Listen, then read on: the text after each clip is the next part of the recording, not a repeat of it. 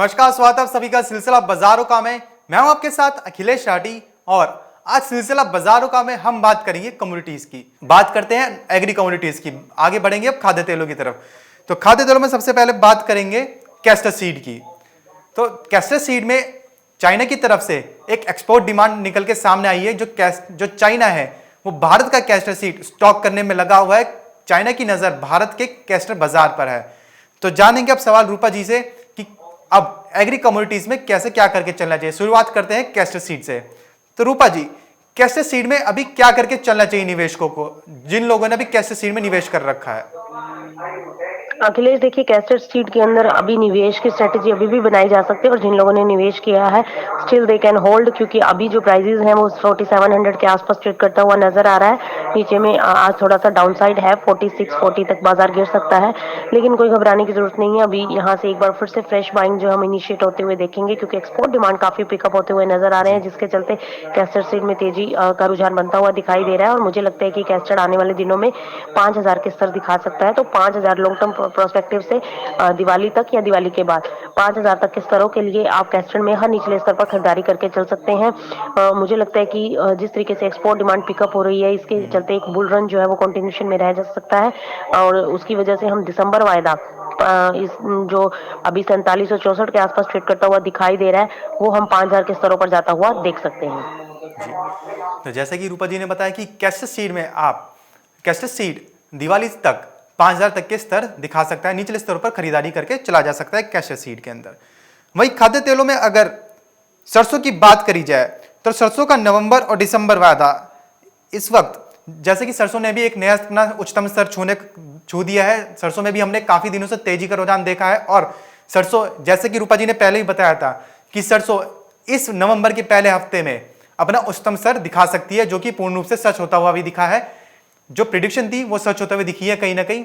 रूपा जी, अभी खाद्य तेलों में स्पेशली सरसों के अंदर क्या करके चलना चाहिए, क्योंकि ब्लेंडिंग भी बंद हो गई है और भारत भी आत्मनिर्भर बनने के लिए सरसों पर पूरा पूरा जोर दे रहा है। अखिलेश, सरसों के अंदर अभी भी देखिए इन्वेस्टमेंट का पॉइंट ऑफ व्यू से देखा जाए तो सरसों के अंदर अभी भी खरीदारी के मौके हैं, क्योंकि आज जो बाजार फिर से एक बार करेक्शन दिखा रहा है, क्योंकि अपने उच्चतम स्तरों से बाजार फिसला है। पहले भी हमने देखा था कि नए हाई लगे थे, उसके बाद 100 से 150 पॉइंट की गिरावट आई थी और सेम एज इट इज अब फिर वही ट्रेंड जो है वो फॉलो होता हुआ नजर आ रहा है। नए हाई के बाद आज फिर मार्केट जो है वो करेक्शन दिखाता हुआ नजर आ रहा है, लेकिन ये करेक्शन हो सकता है नीचे में 6160 6180 तक देखने को मिल सकती है नवंबर वायदा में। और वहीं दिसंबर वायदा की बात करो तो 107 तक नीचे बाजार जा सकता है। तो बाय जी ऑन डिप की स्ट्रेटेजी अभी भी रखा जा सकता है, चाहे दिसंबर में बाय कीजिए या फिर जनवरी में, क्योंकि 6200 के ऊपर अभी भी मार्केट सस्टेन है। और 6000 इज, मैं आपको बताना चाहूंगी कि लॉन्ग टर्म प्रोस्पेक्टिव से देखा जाए तो 6000 का सपोर्ट बहुत इंपॉर्टेंट सपोर्ट है। अगर वो ब्रेक नहीं होता तो यहाँ से मार्केट जो है वापस से उछाल दिखाता हुआ नजर आएगा और 6300 के जो स्तर थे वो अचीव हो चुके हैं। अब एक बार फिर से अगर मार्केट उसके ऊपर सस्टेन कर जाता है तो 6500 से लेकर 7000 के स्तरों के लिए इसके अंदर बाइंग में रहा जा सकता है। जो भी डिप मिले इसके अंदर खरीदारी कर सकते हैं। एकदम ऊंचे लेवल पर वो उच्चतम स्तर जो होते हैं हाई लेवल्स, उनके ऊपर बाइंग नहीं करना है, करेक्शन में बाइंग करना है। मैं बार बार यही बोलती हूँ कि जब बाजार गिरते हैं उन स्तरों पर आपको खरीदारी करनी है, ना कि जी जब बाजार पीक पर चल रहा है, अपने हाई पर चल रहा है, लाइफ टाइम हाई पर, वहां पर बाइंग करनी है। अब जैसे ऊपरी स्तरों से बाजार फिसल रहे हैं, अगर बाजार यहाँ से 100-150 पॉइंट फिसल जाता है तो वहां पर एक खरीदारी की जी रणनीति ले सकते हैं, स्टिकली स्टॉप लॉस के साथ। और फिर वापस से ऊपर मार्केट जो है वो 6500 से 7000 तक एक्सपेक्टेड है कि दिखा सकता है लेवल्स। जी। तो उसी के साथ अगर रिफाइंड सोया की बात करी जाए तो आपने जैसे पहले भी कहा था कि रिफाइंड सोया ऑयल 1000 पॉइंट तक के स्तर छू सकता है। वहीं पे कल भी हमने देखा था कि रिफाइंड सोया तेल ने 1000 पॉइंट तक का हाई लगा दिया है। तो अब रिफाइंड सोया तेल में क्या करके चलना चाहिए, क्या रणनीति बनानी चाहिए? अखिलेश, देखिए जिन्होंने निचले स्तरों पर अगर हमारी रिकमेंडेशन के हिसाब से अगर किसी ने बाइंग किया है तो मैं उनको यही कहूंगी एक बार प्रॉफिट बुक कर लेना चाहिए अब 1000 रुपए के स्तरों पर, क्योंकि 1000 का लेवल जो था वो उसको टच करके मार्केट तुरंत जी एक डाउन साइड में चला गया है। एक दबाव जो है वो दिखा रहा है। आज इंट्राडे में खाद्य तेलों पर दबाव बन सकता है और रिफाइंड ऑयल भी आज नीचे गिर सकता है 980 तक, क्योंकि आज 1000 के ऊपर अगर सस्टेन कर जाता तो एक लंबी तेजी हम फिर एक्सपेक्ट करते कि मार्केट दिखला सकता है। अभी हाल फिलहाल में 1000 के बिल्कुल करीब कारोबार करता हुआ नजर आ रहा है, लेकिन फिर भी मुझे लगता है कि नीचे में एक बार डिप दे सकता है 980 तक नवंबर वायदा। दिसंबर वायदा की बात करूं तो अभी उसने 1000 टच नहीं किया है, उसने 997 का हाई लगाया है और उसी पर ट्रेड करता हुआ दिखाई दे रहा है। ओवरऑल ट्रेंड काफी बुलिश है एडिबल ऑयल का, लेकिन रिफाइंड सोया ऑयल अब अपने लाइफ टाइम हाई पर अपने उच्चतम स्तरों पर एक बार फिर से पहुंच चुका है। जी यहाँ से एक करेक्शन मोड में जा सकता है 980 और 960, जहां तक एक डाउनसाइड देखने को मिल सकता है। वहां पर एक बार फिर से बाइंग की स्ट्रेटेजी है जो वो फॉलो कर सकते हैं। और 1000 जो है अभी लेवल टच हो चुका है, यहाँ पर एक बार प्रॉफिट बुक करने की सजेशन रहेगी, या 50% अपना माल जो है आप बुक कर सकते हैं।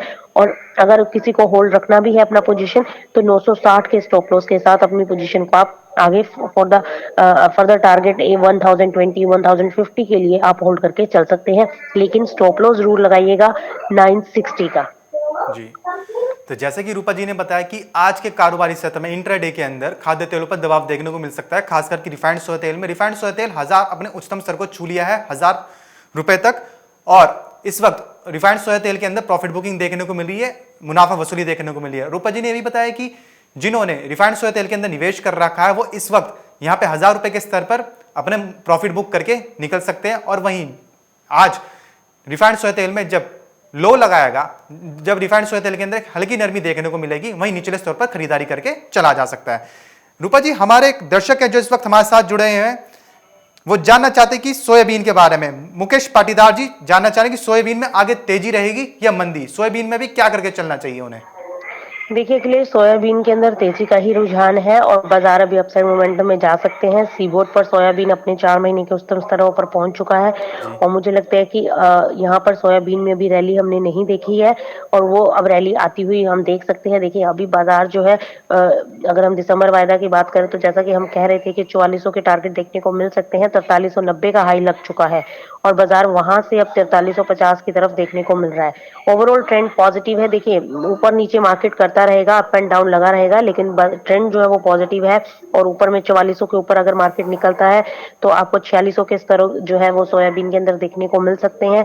अभी हाल फिलहाल में 4400 का स्तर है और अगर उसको ब्रीच कर गया तो वापस से 4500 के स्तरों के लिए और 4600 के स्तरों के लिए इसमें बाइंग में रहा जा सकता है और 10 से 15 दिन तक ये तेजी जो है वो बनती हुई नजर आ सकती है। आज हल्का दबाव है, सभी कमोडिटीज के अंदर आज प्रेशर है क्योंकि 2 दिन से हमने खरीदारी देखी है, तो आज ऊपरी स्तरों पर मुनाफा वसूली और हफ्ते का आखिरी कारोबारी दिन, तो जिन लोगों को प्रॉफिट मिल रहा है तो वो आज अपनी पोजीशन लिक्विडेट करते हुए नजर आएंगे। और दूसरा सबसे अहम की एक्सपायरी भी नजदीक है जी वायदा के अंदर, तो उसका भी इम्पैक्ट जो है वो कमोडिटीज के ऊपर देखने को मिल सकता है। तो इसलिए इसके अंदर अभी जो है एक बार प्रॉफिट बुकिंग हावी हो सकती है क्योंकि हफ्ते का आज आखिरी कारोबारी दिन है और नेक्स्ट वीक एक बार फिर से पॉजिटिव होता हुआ नजर आ सकता है। आज के लिए एक बार आप प्रॉफिट बुक कर लें, जिन्होंने भी पोजीशंस ले रखी हैं वो अपना प्रॉफिट बुक करना चाहें तो इन लेवल्स के ऊपर प्रॉफिट बुक कर सकते हैं। अदरवाइज कंटिन्यूशन में रखना है तो अपना पोजीशन होल्ड भी रख सकते हैं। सोयाबीन की तो अभी होल्ड रखना चाहिए क्योंकि मुझे लगता है कि सोयाबीन 4500 से 4600 किस तरफ यहाँ से दिखा सकता है अगर 4400 के ऊपर सस्टेन कर जाता है। जी। मैम वहीं पे अगर मसालों की बात करी जाए तो जीरे में आपको क्या लगा है, जीरे का ट्रेंड अभी कैसे देखने को मिल रहा है मसालों के अंदर। देखिए जीरे का ट्रेंड अभी आगे आने वाले दिनों में पॉजिटिव बनता हुआ नजर आ रहा है। जीरे के अंदर एक तेजी का रुझान बन सकता है जी क्योंकि एक्सपोर्ट डिमांड पिकअप होती हुई नजर आ रही है और 14000 के ऊपर, जैसे मैंने पहले भी बोला कि वो अगर सस्टेन करता है तो एक पॉजिटिव इंडिकेशन है। और 14500 के आसपास दिसंबर वायदा चल रहा है और उसके अंदर 14800 से लेकर 15000 के टारगेट हमें देखने को मिल सकते हैं। तो 15000 के टारगेट के लिए दिसंबर वायदा में जीरे के अंदर बाइंग करके चला जा सकता है। जी। जैसे कि रूपा जी ने बताया कि 15,000 तक के टारगेट के लिए जीरे के अंदर खरीदारी करके चला जा सकता है। वहीं आपने पहले भी कहा है रूपा जी कि हल्दी में लॉन्ग टर्म में तेजी का ही रुझान देखने को मिल रहा है। वहीं हल्दी में आज एक हल्का लाल निशान के साथ कारोबार करती हुई नजर आ रही है। तो आज हल्दी के अंदर क्या करके चलना चाहिए। अखिलेश देखिए हल्दी के अंदर जो दबाव देखने को मिल रहा है 5800 के पास, हमने पहले भी देखा कि 5800 के ऊपर बाजार गया, फिर वहां से प्रॉफिट बुकिंग आई। आज भी सेम एज इट इज वही ट्रेंड देखने को मिल रहा है। 2 दिन खरीदारी देखने को मिलती है और तीसरे दिन प्रॉफिट बुकिंग। और अभी जो बाजारों के अंदर देखिए अभी प्रॉफिट बुकिंग हावी हो सकती है क्योंकि एक्सपायरी काफी नजदीक है। तो इसीलिए मैं बार बार यही कहूंगी कि जिनका अगर नीचे से माल लिया हुआ है वो एक बार प्रॉफिट बुक कर सकते हैं तो बुक कर लेना चाहिए क्योंकि देखिए जी यहाँ से एक करेक्शन की तरफ मार्केट जाता हुआ दिखाई दे रहा है क्योंकि अभी अभी इन लेवल्स के ऊपर पोजीशनें स्क्वायर ऑफ होंगी, जिसका इम्पैक्ट जो है मार्केट के ऊपर देखने को मिलेगा। तो इसीलिए आज हल्दी के अंदर भी दबाव है। आज सभी कमोडिटीज के अंदर एक गिरावट देखने को मिल रही है, जी लेकिन इस गिरावट के अंदर खरीदारी के मौके ढूंढने चाहिए और लॉन्ग टर्म पर्सपेक्टिव से एग्री कमोडिटीज काफी बुलिश नजर आ रही है। जी।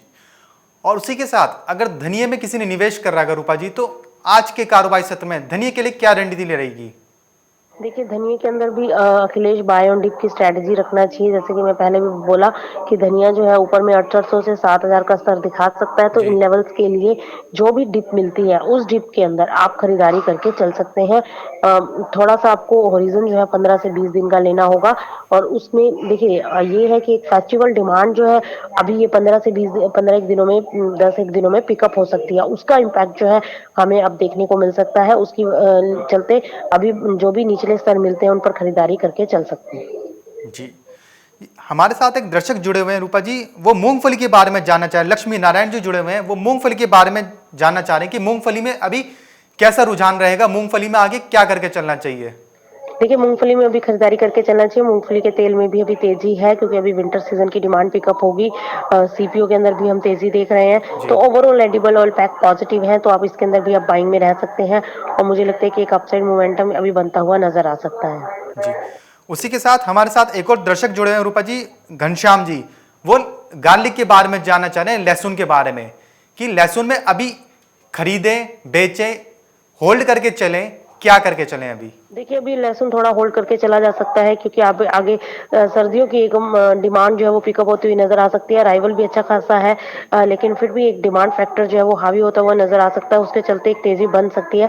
तो अभी दिवाली तक और इनफैक्ट दिसंबर महीना जो है मुझे लगता है कि होल्ड करना चाहिए। दिसंबर में अच्छे लेवल्स देखने को मिल सकते हैं। जी। वहीं पे एक और दर्शक जुड़े हुए हैं, पंकज ओला जी, वो जानना चाह रहे हैं कि ग्वार सीड कब तक 4450 तक जाएगा? देखिए ग्वार सीट के अंदर तेजी का रुझान बनता हुआ नजर आ रहा है और जी ग्वार सीट के अंदर आज भी दबाव है और आज मार्केट जो है थोड़ा सा करेक्ट होता हुआ नजर आ रहा है। देखिए आज सारी ही कमोडिटीज डाउन साइड में ट्रेड करती हुई नजर आ रही हैं। जैसे कि मैंने बताया कि अभी एक्सपायरी है, इस वजह से पोजीशनें स्केयर ऑफ हो रही है। उसका इम्पैक्ट मार्केट के ऊपर देखने को मिल रहा है। ओवरऑल 4450 का जो आप टारगेट पूछ रहे हैं 4500, वो मुझे लगता है कि 15 से 20 दिन में भी हो सकता है आपको दिसंबर वायदा में देखने को मिल जाए। ओवरऑल देखिए बहुत ज्यादा तेजी नहीं है ग्वार के अंदर। मैं एक बार जी फिर बताऊंगी कि एक्सपोर्ट डिमांड नहीं है, अभी सिर्फ ट्रेडर्स बाइंग है और जिसकी वजह से बाजार अपसाइड मोमेंटम में जाता हुआ नजर आ रहा है। मार्केट में ये खबर है कि अभी मार्केट यहाँ से पिकअप होगा, डिमांड फैक्टर हावी होगा, बट एक्सपोर्ट डिमांड नहीं निकल रही। उसके मद्देनजर कोई बहुत ज्यादा भी तेजी बनती हुई नजर नहीं आएगी, लेकिन स्टिल फिर भी मार्केट जो है वो तेज रह सकता है। तो मुझे लगता है 15 से 20 दिनों में जो दिसंबर वायदा है वो 4400 तक स्तर दिखा सकता है। जी। उसी के साथ अगर दलहन सेक्टर की बात करी जाए, दालों में स्पेशली चने की, तो चना आज एनसीडीएक्स पर लाल निशान के साथ कारोबार करता हुआ नजर आ रहा है। तो आज के कारोबारी सत्र में चने में क्या करके चलना चाहिए? चने में अखिलेश देखिए प्रेशर बन चुका है और जिस तरीके से नाफेड ने स्टॉक निकाला है उसका इम्पैक्ट जो है वो जी मार्केट पे आ रहा है। इस वजह से अब दालों में गिरावट है और फेस्टिवल सीजन के अंदर अभी गिरावट जो है वो देखने को मिल सकती है। तो इसीलिए अभी आप मार्केट जो है 5100 5080 ये स्तर भी दिखा सकता है। और जहां तक दिसंबर वायदा की बात है तो मुझे लगता है कि नीचे में 5160 तक एक बार गिर सकता है। अभी वेट करना चाहिए दालों के अंदर, ना तो फ्रेश पोजीशन बनानी चाहिए, लेकिन जो रखा हुआ उसे भी थोड़ा सा होल्ड करके चल सकते हैं। जी। उसी के साथ हमारे साथ एक और दर्शक जुड़े हुए हैं, विजय जी, जो जानना चाह रहे हैं मूंग के बारे में, कि मूंग दाल का जो ट्रेंड है वो अभी कैसा देखने को मिल सकता है आगे? देखिए अभी दालों में ओवरऑल दालों में ही प्रेशर है क्योंकि सरकार की तरफ से जिस तरीके से स्टेप लिए जा रहे हैं उसका इम्पैक्ट देखने को मिल रहा है। रिटेल में जी दालें बहुत तेज हो चुकी हैं, लेकिन होलसेल में अभी जो है बाजार दबाव, रिटेल में कोई अभी रिलैक्सेशन मिलती हुई नजर नहीं आ रही है, लेकिन होलसेल में दबाव देखने को मिल रहा है और अभी जो है ये कॉन्टिन्यूशन में रह सकता है। और मुझे लगता है कि अभी जो ये 10 से 15 दिन का टाइम है फेस्टिवल सीजन का, इसमें तेजी आना थोड़ा मुश्किल लग रहा है कि जिस तरीके से गवर्नमेंट स्टॉक निकाल रही है उसका इम्पैक्ट जो है हमें सभी दालों के ऊपर देखने को मिल रहा है। तो अभी थोड़ा सा दबाव में रह सकती हैं दालें, लेकिन थोड़ा सा 10 से 15 दिनों के बाद जो है एक बार फिर से जब स्टॉक नाफेड निकाल लेगा उसके बाद जो है एक बार पिकअप होती हुई नजर आ सकती है। फिर मांग निकल सकती है और फिर वापस से खरीदारी जो है दालों में देखने को मिल सकती है। अभी थोड़ा सा दबाव भरा बाजार रह सकता है। जी। यानी कि दवालों में भी प्रेशर देखने को मिल रहा है, दालों के अंदर अभी दबाव जारी है। रूपा जी, अगर उसी के साथ अगर बिनौला खल की बात करें, तो आपने पहले भी बताया था कि बिनौला खल एक सीमित दायरे के अंदर ही कारोबार करता हुआ नजर आएगा, सीमित दायरे के अंदर ही ट्रेड करता हुआ नजर आएगा। तो आज के लिए बिनौला खल के लिए क्या रणनीति रहेगी? देखिए, बिनोला खल अखिलेश, जैसा कि मैंने बोला कि 1900 के आसपास जो है वो प्रॉफिट बुकिंग देखने को मिल सकती है। तो अभी आप जो है दिसंबर वायदा 1920 के स्तरों के लिए इसमें बाइंग कर सकते हैं, वहां से बाजार स्लिप कर सकते हैं। और अभी 1860 के आसपास मार्केट चल रहा है, तो यहाँ से मुझे लगता है कि 1840 के आसपास आए तो वहां पर बाइंग करना चाहिए 1920 के टारगेट के लिए, और वहां पर प्रॉफिट बुक करना चाहिए। 1900 के ऊपर सस्टेन नहीं हो पा रहा है मार्केट, अगर उसके ऊपर सस्टेन होगा तभी लंबी तेजी बनेगी जो कि 2100 तक जा सकती है। तो अभी हाल फिलहाल में बाजार जो है short term point of view से इंट्राडे आप कह सकते हैं कि थोड़ा बहुत पॉजिटिव है मार्केट। जी, उसी के साथ हमारे साथ एक दर्शक जुड़े हैं, शास्त्री कुमार पटेल जी। वो प्याज के बारे में जानना चाह रहे हैं कि आगे प्याज का दाम कैसा रहेगा, प्याज में क्या स्तर देखने को मिलेंगे, क्योंकि सरकार की अभी प्रतिक्रियाएं इतनी तेज हो चुकी हैं। पहले सरकार ने निर्यात बंद करा, फिर 2 किस्म के प्याज का निर्यात चालू किया, फिर स्टॉक लिमिट लगाई, उसके बाद स्टॉक के निकालने के लिए सिर्फ 3 दिन का वक्त दिया, फिर आयात भी चालू कर दिया है अब। तो अभी इन सबको इन सारे फैसलों के मद्देनजर अभी प्याज में, रूपा जी, आपको क्या लग रहा है कि प्याज में अभी क्या भाव देखने को मिल सकते हैं? गिरेंगे, बढ़ेंगे या स्थिर रहेंगे? देखिए, प्याज के अंदर अब तेजी जो है वो थमती हुई नजर आएगी, अब बढ़ते हुए तो नजर नहीं आ रहे हैं, क्योंकि जिस तरीके से सरकार ने स्टेप्स लिए हैं और उसका इम्पैक्ट अब मार्केट के ऊपर हम आता हुआ देख रहे हैं। और जैसे कि सरकार की तरफ से बार बार ये कहा जा रहा है कि दिवाली तक प्याज जो है वो सस्ता हो जाएगा, लेकिन अखिलेश अभी भी रिटेल में प्याज सस्ता नहीं है। रिटेल में अभी भी 60 रुपए से लेकर 80 रुपए पर जो है दिल्ली एनसीआर में बिकता हुआ नजर आ रहा है। और थोक मंडियों में जरूर बाजार में गिर चुका है मार्केट, रिटेल होलसेल में प्याज कहीं पर 35 और 45 रुपए तक पहुंच चुका है। लेकिन अभी जो है यहाँ से अब तेजी की उम्मीद बहुत कम हो गई है, और जिस तरीके से सरकार की जी, तरफ से इंपोर्ट बढ़ाया जा रहा है उसका इम्पैक्ट जो है देखने को भी मिल रहा है। और मुझे लगता है कि अब नई अराइवल्स भी आनी चालू हो चुकी हैं, तो उसका इम्पैक्ट जो है अब देखने को मिलेगा, और प्याज के अंदर अब यहाँ से गिरावट बन सकती है।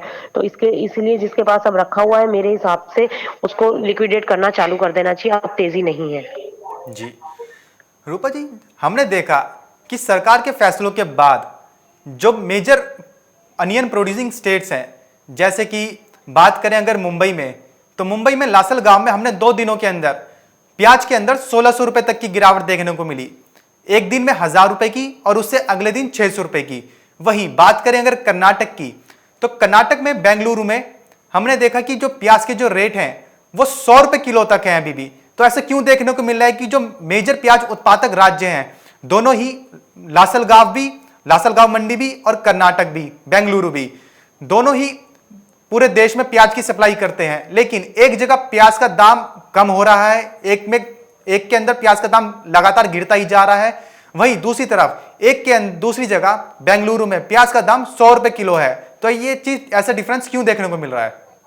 देखिए, अराइवल का ऊपर बहुत कुछ डिपेंड करता है अखिलेश, मार्केट के अंदर अराइवल्स कितनी पहुंच रही हैं। दूसरा, क्वालिटी के ऊपर बहुत कुछ डिपेंड करता है कि आपके जी, पास कौन सी क्वालिटी का जो प्याज है वो अवेलेबल है, मंडियों में आ रहा है, और कितनी खपत है। ये सारे फैक्टर्स जो है हर जगह पर इम्प्लीमेंट होते हैं, तो उसका इम्पैक्ट जो है वो देखने को मिलता है। अगर वहां पे आपके अराइवल्स अच्छे पहुंच रहे हैं, आपके पास अच्छा क्वालिटी का माल है, तो आपके प्राइसेस जो है वो हाई हो जाते हैं। जी, और अराइवल अगर आपके पास कम आ रहा है और अराइवल अच्छा आ रहा है तो प्राइसेस डाउन हो जाते हैं। अब डिपेंड करता है कि हर एक स्टेट के अंदर किस तरीके का जो है सिनेरियो देखने को मिल रहा है, वहां पर कंजम्पशन कितनी हो रही है, कितना प्याज बचा हुआ है उनके पास, स्टॉक में कितना है, लिक्विडेट कितना हो रहा है। तो ये सारे फैक्टर्स जो है वो अहम रोल प्ले करते हैं, जिसके चलते प्याज की कीमतें जो है वो देखने को अलग अलग जगहों पर अलग अलग देखने को मिलती है। पहुंच कितनी पड़ रही है, भाड़ा कितना लग रहा है, तो ये सारी चीजें हैं जो अहम रोल प्ले करती हुई नजर आती है। इसके चलते जो है प्राइसेस के अंदर अलग अलग जगहों पर अलग अलग जो है वो इम्पैक्ट रेट देखने को मिल रहा है। जी, और अभी जो है ओवरऑल देखा जाए तो ऑन एन एवरेज अगर हम बात करें तो प्राइस जो है वो 40 से 50 रुपए के आसपास जो है वो आ चुके हैं, तो कहीं पर 35 भी है। तो जो वो क्वालिटी के ऊपर है। देखिए, बाजारों में हमने मंडियों के अंदर कुछ एक प्याज ऐसा भी है जो छोटे साइज का है और जो जिसमें थोड़ा बहुत मिक्स माल है, तो वो प्याज जो है 1000 रुपए पर भी मिल रहा है, यानी कि 10 रुपए पर किलो पर भी बिक रहा है। तो जी, वो डिपेंड करता है कि क्वालिटी कैसी है, वेराइटी क्या है उसकी, तो ये सारी चीजें काफी अहम रोल प्ले करती हैं। लेकिन फिलहाल प्याज की कीमतें अब यहाँ से दबाव दिखाती हुई नजर आ रही हैं। जी। जैसे कि प्याज की कीमतें आसमान छू रही थी, तो उन पर दबाव बनाने के लिए, उन पर अंकुश लगाने के लिए सरकार ने कुछ फैसले लिए। इसी के मद्देनजर आलू की जो भाव थे वो भी उठते हुए नजर आ रहे थे। हालांकि कहीं आलू के भी भाव तेज ना हो जाएं, तो इसलिए सरकार ने आलू का भी आयात चालू कर दिया भूटान से। तो क्या अब आलू पर भी अब क्या आगे देखने को मिलेगा? क्या इस फैसले के बाद जो व्यापारी हैं, जो बड़े व्यापारी, वो किसानों से खरीदेंगे, नहीं खरीदेंगे? क्या सर देखने को मिलेगा? सिनेरियो पूरा क्या रहेगा ओवरऑल आलू का? अखिलेश देखिए, जहां तक आलू की बात है, चाहे आलू हो, प्याज हो, और एक और चीज टमाटर, जिस पर हम फोकस नहीं कर पा रहे हैं, टमाटर की कीमतें भी 50 रुपए 60 रुपए जी पर किलो रिटेल में जो है वो देखने को मिल रही है। इन तीनों ही कमोडिटीज के प्राइसेस के अंदर अभी अपसाइड देखने को मिला है, और ये काफी नेसेसिटी आइटम्स है, तो इसीलिए सरकार जो है इनकी कीमतें बहुत ज्यादा तेज नहीं होने देती। अगर आपके इंडिया में अगर स्टॉक कम पड़ जाता है तो इंपोर्ट कर दिया जाता है। तो इसलिए अभी जो प्याज को लेकर, आलू को लेकर जिस तरीके से सरकार एक्शन मोड में आई है और लगातार मार्केट से इंपोर्ट किए जा रहे हैं, जैसे आलू के ऊपर है, आलू भूटान से इंपोर्ट किया जा रहा है ताकि कीमतों को कंट्रोल किया जा सके। जी अभी आलू की कीमतें अभी भी मंडियों में 40 रुपए 50 रुपए रिटेल में देखने को मिल रहा है, जबकि ऑन एन एवरेज आलू जो है वो 20 रुपए पर देखने जी होता है मार्केट में, लेकिन अभी डबल रेट पर बिक रहा है। लेकिन यहाँ पर एक चीज ये भी समझने वाली है अखिलेश, किसान को इसका फायदा नहीं हो रहा है, जी क्योंकि किसान तो अपना माल पहले ही बेच चुका है। किसान के पास, बहुत कम किसानों के पास स्टॉक रखा हुआ है, चाहे वो प्याज का हो या फिर आलू का। हम हर साल देखते हैं कि हमारे किसान जो है जब उनको उनकी फसल का उचित दाम नहीं मिलता है तो वो सही अपनी बात। फसलें सड़कों पर ऐसे ही फेंक देते हैं, या ये सब आइटम जो है वो पेरिशेबल आइटम्स हैं जो जल्दी खराब भी हो जाती हैं, और इसको वेयर हाउस में रखने के लिए फैसिलिटी भी चाहिए, और ऐसी फैसिलिटी कई जगहों पर अवेलेबल नहीं होती है, जिसकी वजह से क्रॉप डैमेज हो जाती है। तो जी ये सारे फैक्टर्स हैं जो काफी हद तक जो है रोल प्ले करते हैं प्राइसेस तय करने में। और अभी जो जंप आ रहा है प्राइसेस के अंदर, अगर आंकड़ों पर नजर डालें तो स्टॉक काफी था हमारे पास, लेकिन अब ऐसा दिखाया जा रहा है कि मार्केट में स्टॉक अवेलेबल नहीं है, जी और स्टॉक अभी भी जो रखा हुआ है वो कहीं ना कहीं व्यापारियों के पास, स्टॉकिस्ट के पास है, फार्मर्स के पास नहीं है। तो इसका बेनिफिट जो है हमारे फार्मर्स को नहीं मिल रहा है। ट्रेडर्स, या आप कह सकते हो कि स्टॉकिस्ट इसका बेनिफिट उठा रहे हैं, और उधर से कंज्यूमर को चपत लग रही है। तो सरकार इसी को रोकने की कोशिश में है, और सरकार का भी यही कोशिश है। इसीलिए देखा हमने कि सरकार ने प्याज की स्टॉक सीमा तय कर दी, ताकि कोई भी स्टॉकिस्ट अपने पास ज्यादा माल ना रखे, और जिसके पास है वो जल्दी से मार्केट में अब लिक्विडेट कर दे। तो इसीलिए सरकार भी यही चाहती है कि प्राइस जो है वो एक रीजनेबल रहे। तो इस वजह से सरकार की तरफ से ये सारे अहम कदम उठाए जा रहे हैं ताकि कीमतों को कंट्रोल किया जा सके। इसलिए अखिलेश, ना तो आलू की कीमतें ज्यादा बढ़ती नजर आएंगी और ना ही प्याज की। दोनों ही कमोडिटी की कीमतों पर सरकार जो है अंकुश लगाने की भरपूर कोशिश कर रही है। सरकार की जी तरफ से भरपूर प्रयास किए जा रहे हैं, इंपोर्ट किए जा रहे हैं, ड्यूटी में कम की जा रही है। तो ये सारे कदम उठाए जा रहे हैं। तो मुझे लगता है कि अब इन कमोडिटीज के ऊपर जो कीमतों में तेजी आई थी, वो तेजी अब पर अंकुश लगता हुआ दिखाई देगा। जी रूपा जी, इसी के साथ में एक दर्शक का सवाल लेना चाहूंगा। हमारे साथ आरिफ हसन जी जुड़े हैं इस वक्त लाइव, जो तिल के बारे में पूछना चाह रहे हैं कि तिल में आगे बाजार कैसा रहेगा। आरिफ हसन, तेल के बारे में अखिलेश सफेद आप तिल, जानना चाह रहे हैं?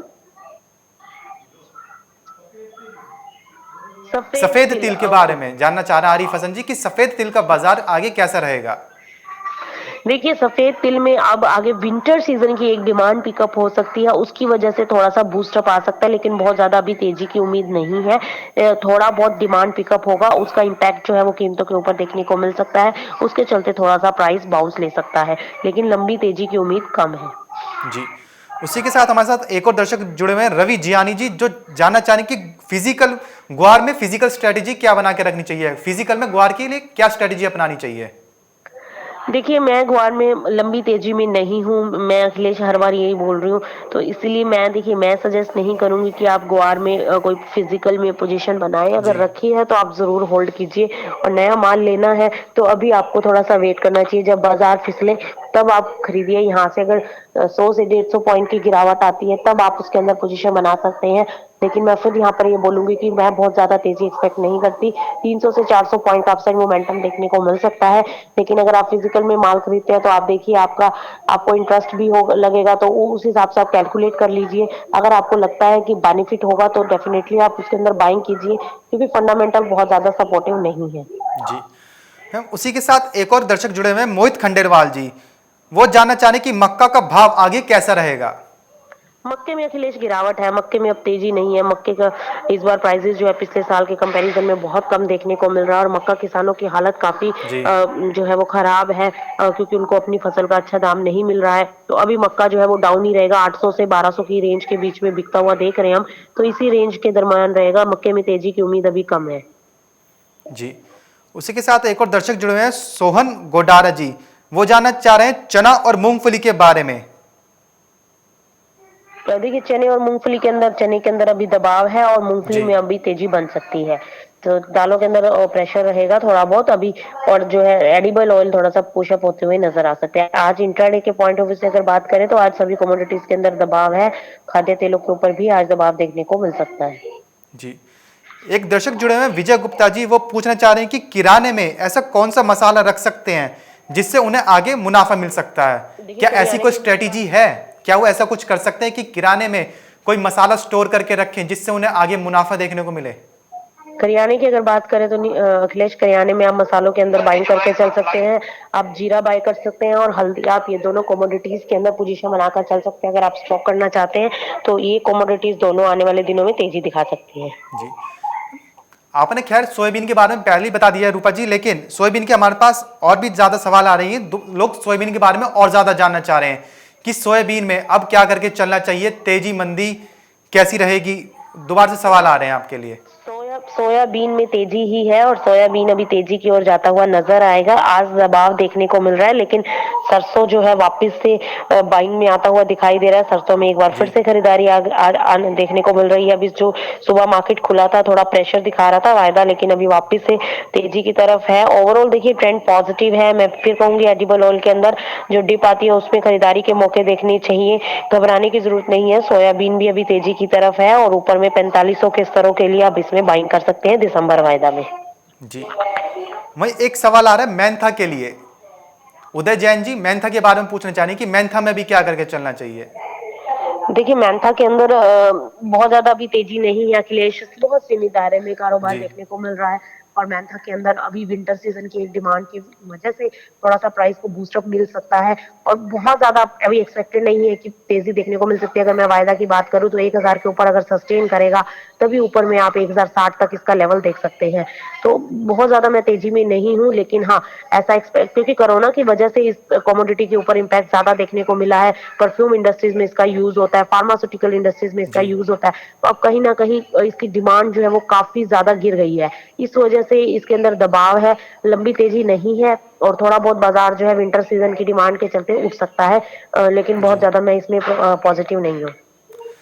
एक दर्शक जुड़े हुए हैं विशाल पाटीदार जी। वो कपास के बारे में जानना चाह रहे हैं कि कपास का भविष्य आगे कैसा देखने को मिल सकता है। कपास में अखिलेश तेजी का रुझान बनता हुआ अब नजर आ रहा है। यहाँ जी। से कपास के अंदर बाइंग की जा सकती है क्योंकि एक्सपोर्ट पिकअप होते हुए नजर आ रहे हैं, प्राइसेस अच्छे मिल रहे हैं। तो अब कपास जो है जो 5700 5600 के आसपास चल रहा है वो अपने, मुझे लगता है कि मंडियों में 6000 से 6200 रुपए जा सकता है। और वहीं अगर हम वायदा की बात करें तो 22000 तक वायदा में हमें लेवल देखने को मिल सकते हैं जो 20000 के आसपास देखने को मिल रहे हैं। तो अब कपास में यहाँ से तेजी बनती हुई नजर आ रही है, कपास में बाइंग में रहा जा सकता है। एक दर्शक हैं रवि कुमार जी। वो गेहूं के बारे में जानना चाहिए कि वीट का अभी बाजार कैसा देखने को मिल सकता है आगे। देखिए, वीट में गिरावट नहीं है, वीट के अंदर भी थोड़ा बहुत अपसाइड मोमेंटम बन सकता है। गेहूं के अंदर भी अब काफी जगह पे हमने देखा है कि डैमेज है, तो गेहूं के अंदर भी एक अपसाइड मोमेंटम बनता हुआ नजर आ जी। सकता है। लंबी तेजी नहीं है, लेकिन हाँ थोड़ा बहुत अपसाइड मोमेंटम बन सकता है। जी, बहुत बहुत शुक्रिया रूपा जी हमारे साथ जुड़ने के लिए और अपने विचार हमारे साथ साझा करने के लिए। तो ये थी हमारी जानकार रूपा जी की एग्री और नॉन एग्री कमोडिटीज पर आज के लिए रणनीति और उनकी राय। तो फिलहाल सिलसिला बाजारों का मैं बस इतना ही, और अधिक जानकारी के लिए बने रहिए हमारे साथ मार्केट टाइम्स टीवी पर। नमस्कार।